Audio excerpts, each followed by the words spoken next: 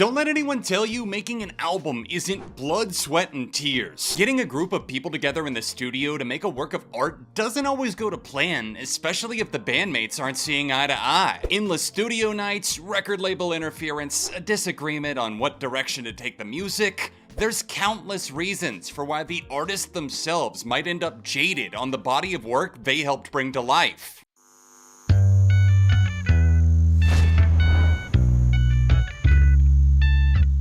Hey neighbor, welcome back to 7 on Sunday. The idea of a band releasing an album only to secretly harbor a hatred against it isn't that rare. The anomaly is when the artist publicly denounces their own creation instead of creatively skirting around the question. We'll cover what the bands themselves have said, along with some of my general thoughts on these artist-hated albums, so hit that like button because there will definitely be a part 2, and let's get into the nitty-gritty.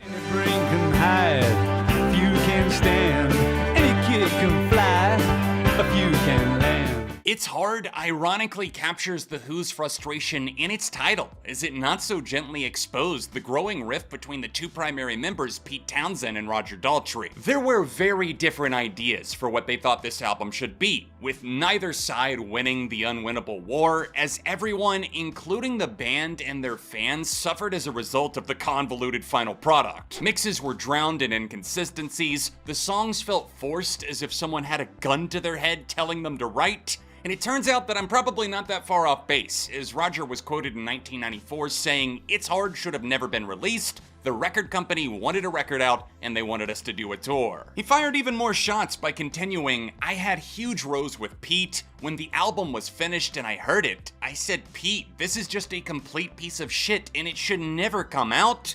Yet it did, because Pete apparently felt that it was too late. Who cares? It is what it is. That's a pretty damn terrible attitude to have about your own album. But the burnout became delusion, and it 110% shows in just how lousy It's Hard sounds musically and lyrically, minus a saving grace like I've Known No War. Even Pete himself reflected just 3 years removed, quoted in 1985 saying, "Face Dances and It's Hard were made by a band who were very unsure about whether or not they wanted to be making a record, and I think that's a terrible doubt." You never want to doubt what you're hearing. And that's why this video is sponsored by Status Audio. The new Between 3A and C true wireless Bluetooth earbuds are my go-to daily drivers. And thanks to the built-in active noise canceling and transparency modes, I can tap in and out based on where I'm listening. The redesign now comes in 2 colors, bone and onyx, with touch controls on the buds for volume, skipping, and better than ever quality for phone calls. Their revolutionary triple driver system allows for dedicated processing of bass, mids, and trebles so you get every little detail crystal clear. And now that Status has a native app for the 3A and C, you can build your own EQ presets to get the perfect sound no matter what genre. The Between 3A and C's just launched and are selling fast, so click the top link in the description and make sure to use my code ARTV to save an extra 10% off when you buy a pair.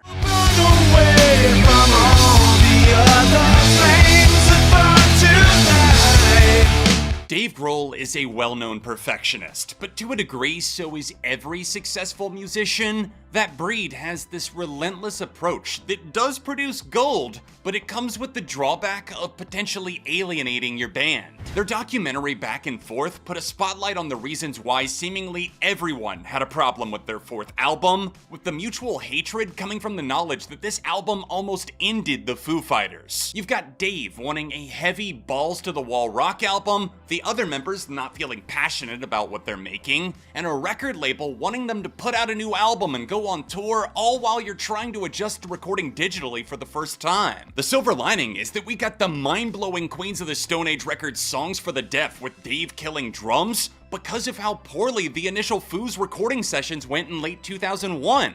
But the downside is that even when they did regroup to finish out what they started, no one was really able to get on the same page without yelling. More than $1 million was spent bringing this Frankenstein album to life, spanning multiple recording studios across several states, producers, re-recording demos, and an endless push to an invisible finish line. When you feel that kind of pressure breathing down your back, it's tough to make something great, so it's unsurprising that One by One does feel kind of forced, or as Dave not so gently put it to Rolling Stone in 2005, 4 of the songs were good, and the other 7 I never played again in my life. Ooh, sorry Dave, the answer was all my life, not in my life. His bandmates from the late Taylor Hawkins to Nate Mendel and Chris Shiflett all agreed, with the latter saying in the documentary that the sessions fucking sucked because of their attitude as a unit. There's no use running a mobile home. Everywhere is a dark zone. Belly's ringing on the red phone. After the acclaim of multiple classic albums from London Calling to Combat Rock, The Clash started falling apart in the mid-80s. Frontman Joe Strummer struggled to keep things moving and was desperate to prove that the recently fired guitarist, writer, composer Mick Jones was not the only writer in the band. This level of desperation led to one of the most maddening albums I've ever sat through, and most tend to agree that Cut the Crap was the final nail in the coffin for one of punk's most important bands. Maybe it could have been decent in the right hands, but we'll never know because the final product is mainly a whole lot of nonsense as the struggling Strummer got his strings pulled by producer-manager Bernie Rhodes, who was not so secretly plotting to take control of the band. The album was a disaster and Strummer knew it. He refused to promote it while exiled in Spain, and critics and audiences alike tore into it like a piñata, pushing Cut the Crap into obscurity as the Clash disbanded in silence. NME questioned Strummer the following year to see if the negative reviews had affected him, and his response was, "Sure, I read them, but I didn't need them to tell me," making it clear that Strummer was disappointed that the album didn't even come close to his original vision.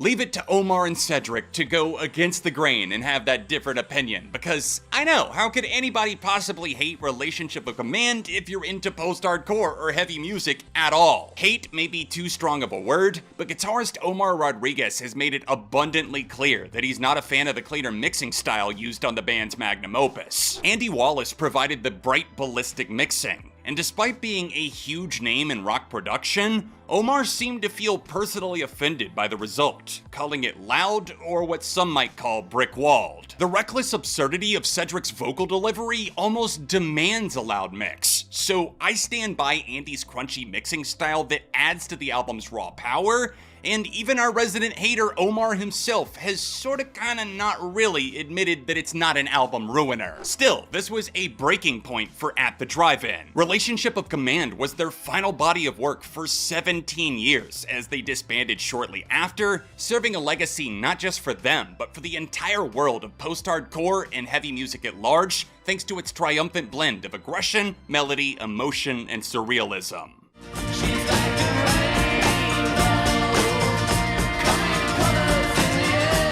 The psychedelic-infused Their Satanic Majesties Request came out in late 1967, just 6 months after the Beatles dropped a certain game-changing record in the very same vein, right down to the album art style, which not so coincidentally was designed by the same artist. The Stones album was a radical departure from their bluesy roots, and was heavily influenced by the drug-induced haze of the era. On paper, it's a ballsy move, and we occasionally get a preview of what could have been, like the excellent She's a Rainbow, if only the album had even remotely lived up to the standards of its handful of highlights. The recording sessions were marred with legal issues, as several members were in and out and rarely present at the same time, making for a chaotic, stitched-together effort that tried to pass itself off as clever. In a decades-later interview with that magazine that got its name from a certain band that we're talking about now, Mick Jagger famously referred to the album as a load of crap, also stating, "There's 2 good songs on it, the rest of them are nonsense." Keith Richards echoed Jagger's harsh words in his autobiography Life, calling the album a dog's breakfast, and admitting that the band had been heavily influenced by the Beatles' Sgt. Pepper's Lonely Hearts Club Band. Despite their own rather intense disdain, their Satanic Majesty's Request gained a cult following over the years, and is now considered somewhat of a misunderstood classic of the psychedelic rock genre, although that's where I would have to throw up the stop sign and put my hand up and say, no, I agree with the band on this one. Sorry, not the fans.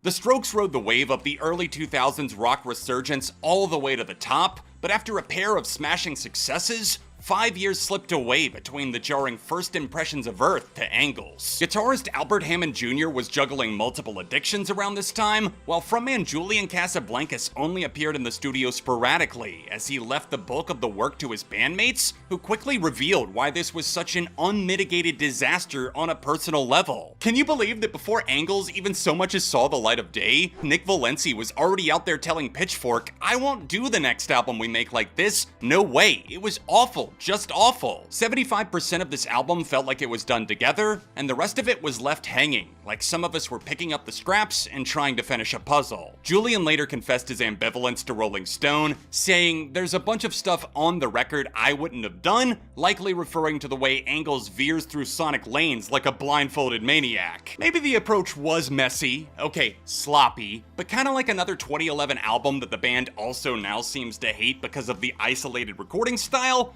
I really do like what we got here, and it showed us that the Strokes were going out on a limb with some of their biggest experiments, from Machu Picchu to Gratisfaction. Open up your eyes, get a grip of yourself inside.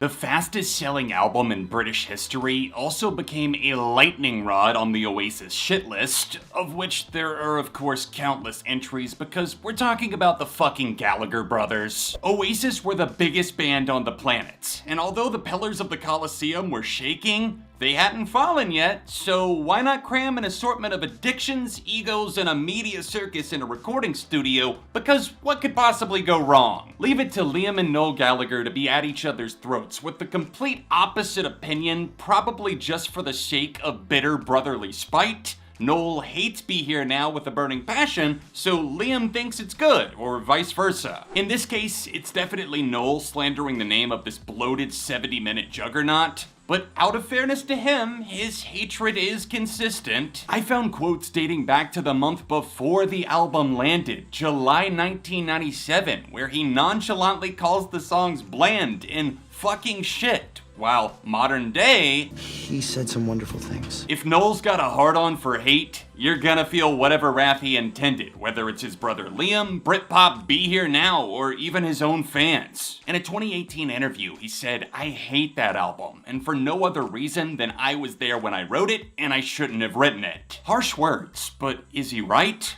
Well, I don't hate it, but it's definitely a hard front-to-back listen with so many unnecessary bells and whistles. Fans and critics loved it back in '97 because everybody probably felt connected by rock and roll. But decades later, the adoration almost sounds like the fading echo of a screaming crowd. You made it to the end of this episode of SOS. Let me know what albums I should consider for part 2 down below. Leave a like if you enjoyed the video and subscribe for more music content. Thanks for watching, and I'll see you very soon.